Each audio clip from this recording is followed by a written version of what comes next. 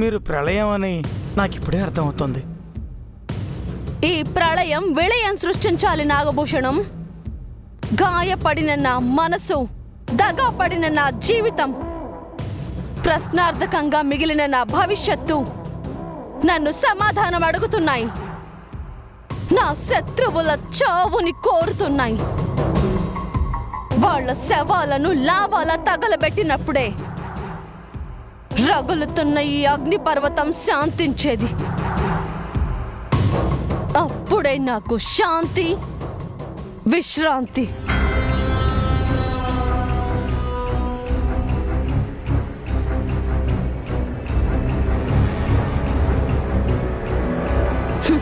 పద వెళ్దాం.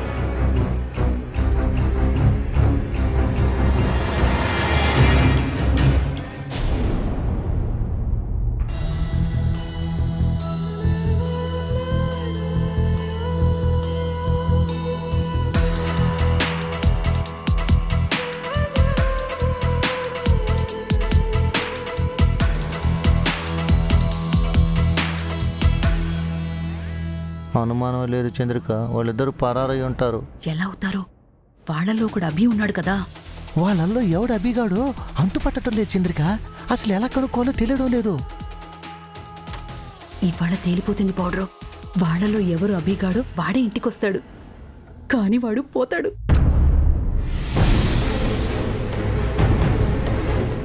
ఇంకా వెయిట్ చేయడం నా వల్ల కాదు జడ్జి. నేను బయలుదేరుతాను. ఇంతసేపు వెయిట్ చేసావు, ఇంకాసేపు చూడమ్మా. టెండర్కి టైం అవుతుంది జడ్జి. టెండర్ కన్నా నీ ప్రాణం ముఖ్యం దివ్య. నాకేం కాదు నానమ్మా. నాకు తోడుగా చారి అంకుల్ ఉన్నారు కదా. చీమలకి దోమలకి భయపడేవాడు నిన్నేం రక్షిస్తాడమ్మా? వీణ్ణి నమ్ముకుంటే కుక్క తోక పట్టుకొని గోదావరి ఇది నెట్టే. మీరు పెద్ద ఆర్మీ మేజర్లు మరి. దివ్యంకి ఏదైనా ఆపదొస్తే నా ప్రాణం అడ్డేసైనా కాపాడతాను. నీ స్వామి భక్తి శంకించలేను చారి, కానీ సెక్యూరిటీ లేకుండా దివ్యను పంపించలేము. కావాలంటే బయటున్న సెక్యూరిటీని తీసుకెళ్తాను బామ్మగారు. టెండర్కి టైం అవుతుందండి. అయినా సరే కాసేపు ఆగుతాను చారి. టైం అయిపోతే టెండర్ వేయలేం మేడం. అంటే ఏంట్రా నీ ఉద్దేశం? సెక్యూరిటీ లేకుండా దివ్యం తీసుకెళ్లి చంపేద్దామనా? రే, దివ్యకి ఏదైనా జరిగితే నువ్వు నీ కుటుంబం ప్రాణాలు ఆపుతారా కాస్త?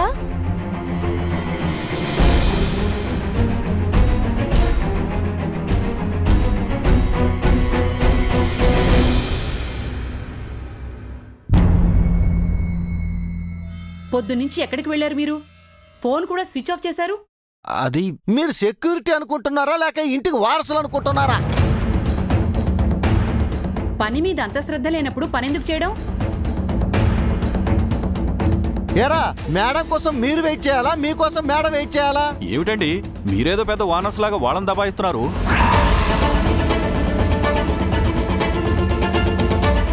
ఏంట్రా, మేం ఓనర్లు కాదా? ఓహో, ఈ మధ్య మీరెలా కూడా ఫీల్ అవుతున్నారనమాట. ఆఖరికి పనివాడు కూడా సెటైర్ లేస్తున్నాడు. ఆపండి. ఎక్కడికి వెళ్ళారు మీరు? ఈ రోజు నేను టెండర్కి వెళ్ళాలని తెలీదా మీకు? సెక్యూరిటీ అంటే ఏంటో తెలుసా మీకు? ఎలా ఉండాలో తెలుసా? ఇంత ఇర్రెస్పాన్సిబుల్ గా ఎలా ఉన్నారు? అసలు ఇంతసేపు ఏం చేశారు మీరు? సారీ మ్యామ్, గుడికి వెళ్ళాం. దివ్యకి ఇంపార్టెంట్ పని ఉందని తెలిసి గుళ్ళు గోపురాలు తిరగడం ఏంటయ్యా? మీ పర్సనల్ పనులుంటే తర్వాత చూసుకోవచ్చు కదా. మేము వెళ్ళింది దివ్య మ్యామ్ కోసమే మేడం. నా కోసమా? అవును మ్యామ్, ఈ టెండర్ మీకే రావాలని గుళ్ళో పూజ చేయించొచ్చాం.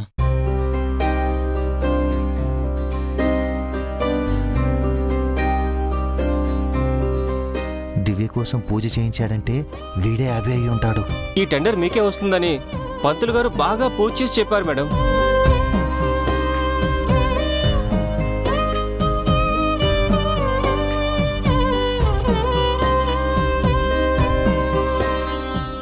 వీడు కూడా పూజ చేయించానంటున్నాడు. వీళ్ళలో ఎవరు అభి?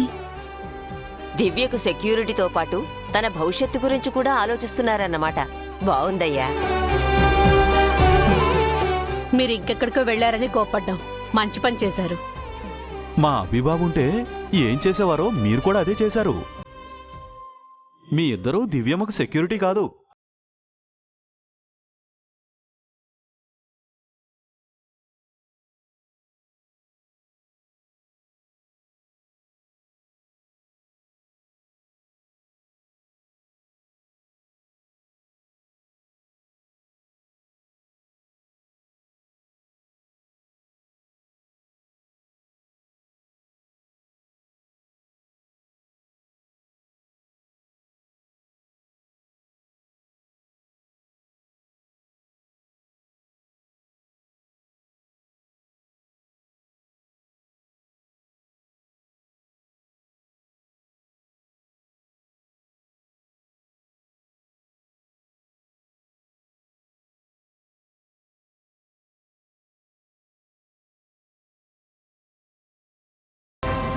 సరే పదండి వెళ్దాం. Okay madam.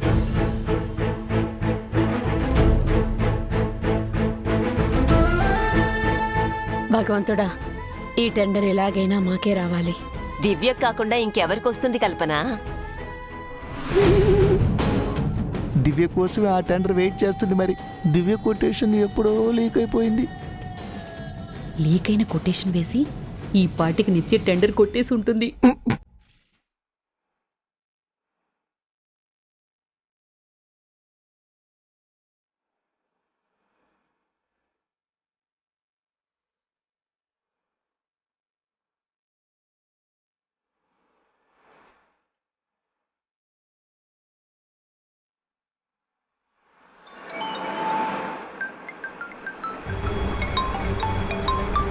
Hello, what? ఏంటి మీరు చెప్పేది? ఇది నిజమా? ఈ న్యూస్ కరెక్టో కాదు చెక్ చేశారా? టెండర్కి ఆయన కూడా వస్తున్నారా? ఏమైంది నాగభూషణం? ఎవరొస్తున్నారు uncle? Vardhan group of industries chairman Shri Harivardhan గారు వస్తున్నారట మేడం.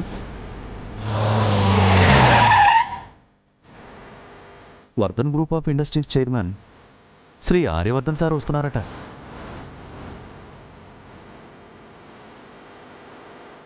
ఆయన వస్తున్నారా? Vardhan group of industries chairman Shri Aryavardhan గారు వస్తున్నారా?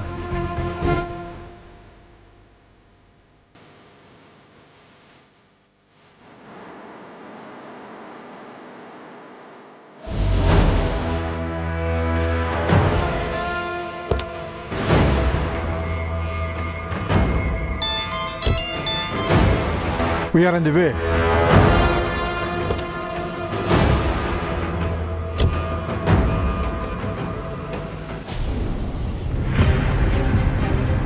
రెండు తెలుగు రాష్ట్రాల బిజినెస్ వర్గాలు అత్యంత ఆసక్తిగా ఎదురుచూస్తున్న టెండర్ మరికొద్దిసేపట్లో ప్రారంభం కానుంది. ప్రతిష్టాత్మకంగా జరుగుతున్న ఈ టెండర్లో Vardhan group of industries chairman Aryavardhan, Swarupa groups MD Nitya Srinivas, Chanakya group of industries MD Chanakya, ఇటీవలే చైర్మన్ గా పగ్గాలు చేపట్టిన జై గ్రూప్ ఆఫ్ ఇండస్ట్రీస్ వారసురాలు దివ్య జయసూర్యాలతో పాటు ప్రముఖ వ్యాపారవేత్తలు సైతం పోటీలో పాల్గొంటున్నట్లుగా తెలిసింది.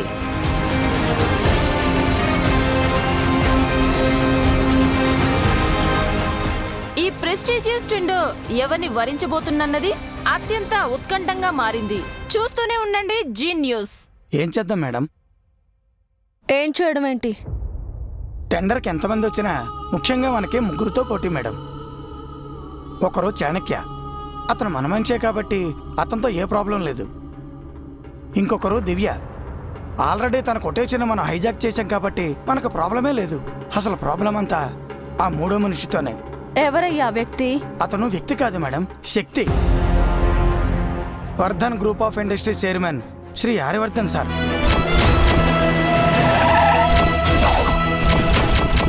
అంత బిల్డప్ ఇచ్చావు, ఏంటో ఆయన స్ట్రెంగ్త్? నమ్మకం మేడం.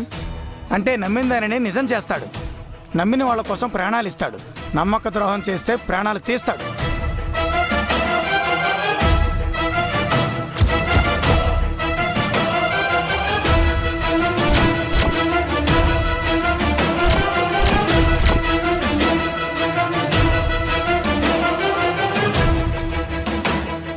మాటలు తక్కువ, చేతలు ఎక్కువ.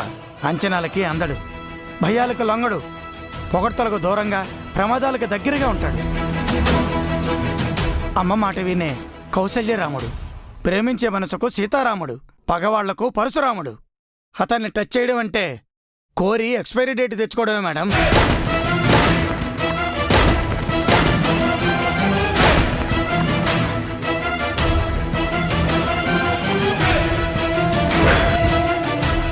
అతను ఎవరైనా ఏదేమైనా కావచ్చు, నన్ను టచ్ చేయలేడు. ఆల్రెడీ టచ్ చేశారు మేడం.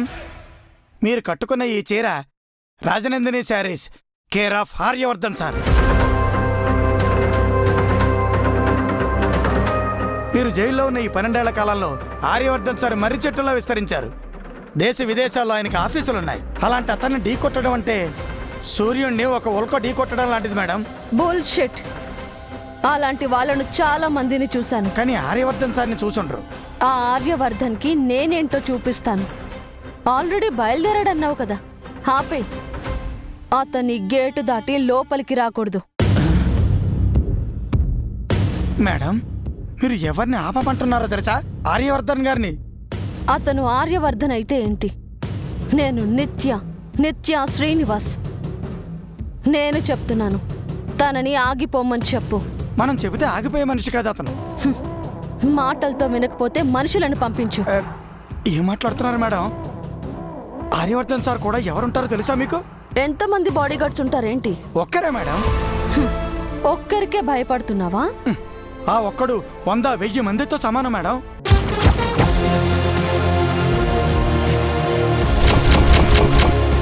అతడే ఆర్య సార్ సైన్యం. అతను పక్కన ఉండగా ఆర్య సార్ నీడను కూడా టచ్ చేయలేం. అతడు ఆర్య సార్ ఆరో ప్రాణం, కుడి భుజం, దళపతి, జెండే, కేశవ్ జెండే.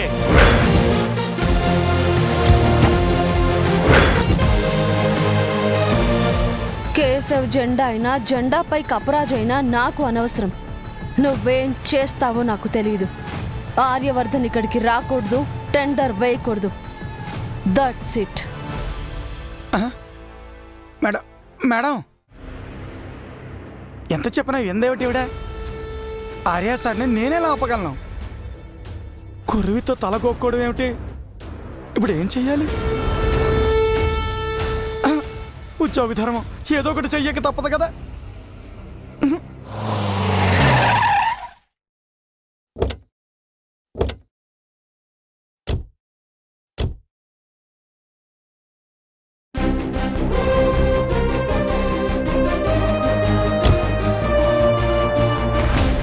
ఆర్యవర్ధన్ సార్ గురించి నువ్వు విన్నావా దివ్యమ్మా? వికీపీడియాలో ఆయన హిస్టరీని చదివాను అంకుల్. ఆయన పోటీకి వస్తున్నారంటే మనకి ఈ టెండర్ దక్కదమ్మా. పోన్లేండి అంకుల్. చాణక్య లాంటి చెడ్డవాడికి, పిన్ని లాంటి సెల్ఫిష్కి టెండర్ వెళ్ళటం కంటే ఆర్య సార్ లాంటి గొప్పవారికి టెండర్ దక్కడం మంచిదే కదా. అంటే టెండర్ మనకు రాకపోతే మీ భవిష్యత్తు ప్రశ్నార్థకం అవుతుందమ్మా. షేర్ హోల్డర్స్కి మీరిచ్చిన మాట గుర్తుంది కదా. రేపు టెండర్ మనకి వస్తే నేను ఈ కంపెనీకి చైర్మన్ని. రాకపోతే మీరు ఏం చెప్పినా చేస్తాను. గుర్తుంది అంకుల్. మరి టెండర్ రాకపోతే ఎలాగమ్మా? పోటీ ఇంకా జరగలేదు కదా అంకుల్. ఆర్య సార్ పోటీకి వస్తున్నారు కదమ్మా. రానివ్వండి.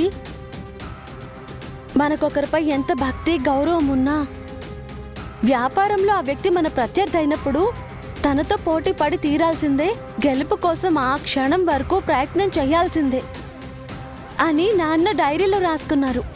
అలాగే నేను ఆర్య సార్తో పోటీ పడతాను. శత్రువు మంచివారైనా చెడ్డవారైనా ప్రేమించాలని మా అమ్మ నిరూపించింది. ప్రేమించిన చోట గెలుపు తప్ప ఓటమి ఉండదు అని తన జీవితం చెప్పింది. ఈ పోటీలో మా అమ్మ నాన్నలే నాకు స్ఫూర్తి. ఇక గెలుపు ఓటములు అంటారా, అవి దైవాధీనం. ఆర్య సార్కి గెలుపు తప్ప ఓటమి లేదమ్మా. ఆయన ఏది పట్టుకున్నా సక్సెస్ అయ్యారు. ముట్టుకున్నదల్లా బంగారం అయింది. పర్వాలేదు అంకుల్. అలాంటి ఆయనపై గెలిస్తే హిస్టరీ అవుతుంది, ఓడిపోతే లెసన్ అవుతుంది. నేను రెండింటికి సిద్ధంగానే ఉన్నాను. తప్పకుండా దేవుడు నిన్ను కాపాడతాడమ్మా. నువ్వు తలపడుతుంది ఒక ఎవరెస్ట్ శిఖరంతో. నీతో పోటీకి వస్తుంది మీ పిన్ని రూపంలో స్వార్థం, చాణక్య రూపంలో చెడ్డతనం. కాని నీ వైపు మంచుంది. గట్టిగా అనుకోమ్మా. నీ సంకల్పం గట్టిదైతే గెలుపు నీ సొంతం అవుతుంది. ఎవరికి తెలుసు, అందనంత ఎత్తులో ఉన్న ఎవరెస్టు నీకు అందొచ్చేమో. అందినా అందకపోయినా ఆయన్ని నేను చూడాలంకుల్. నడిచే లైబ్రరీ లాంటి ఆర్య సార్ని కలవాలి, ఆయనతో పోటీ పడాలి, ఓ మంచి జ్ఞాపకంగా మిగిలిపోవాలి. అదే చాలు. నీ మాటలు వింటుంటే కురుక్షేత్రం గుర్తుకొస్తుందమ్మా. కృష్ణుడితో సైన్యమిస్తే చాలు అని దుర్యోధనుడు అన్నాడు. నువ్వు నా పక్కనుంటే చాలు అని అర్జునుడు అన్నాడు. చాణక్యను తన వైపు తిప్పుకుంటే గెలుపు ఖాయమని మీ పిన్ననుకుంటోంది. కృష్ణుడిలా వస్తున్న ఆర్యాసార్ను చూస్తే చాలని నువ్వంటున్నావు. సైన్యాన్ని నమ్ముకున్న దుర్యోధనుడు నాశనమయ్యాడు.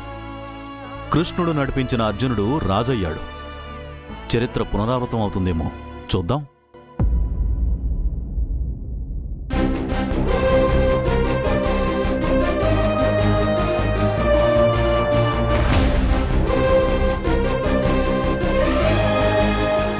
Excuse me.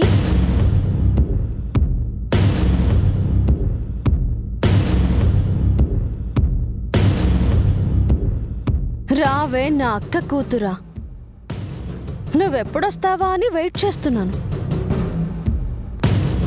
నన్ను ఒక్కసారైనా దివ్య అని పిలుస్తావని నేను వెయిట్ చేస్తున్నాను. కానీ కలిసిన ప్రతిసారి అక్క కూతురా అంటున్నావు. మా అమ్మంటే నీకు ఎంత ప్రేమ పిన్ని.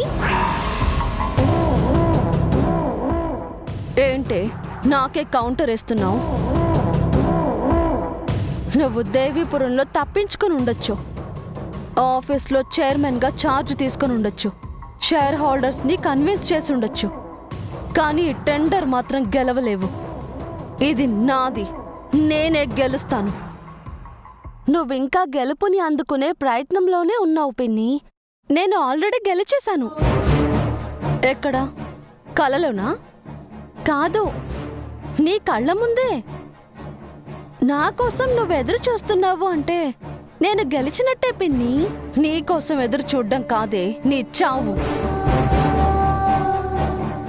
గతం మర్చిపోయిన నీ అమ్మ చిన్నప్పుడు నీకు నా గురించి చెప్పే బదులు చందమామ కథలు చెప్పుంటుంది. అందుకే నీకు నా గురించి తెలిసినట్టు లేదు. నీ గురించి ఎందుకు తెలియదు పిన్ని? మా అమ్మ కడుపులో నేనున్నప్పుడే నీ అరాచకాలు విన్నాను.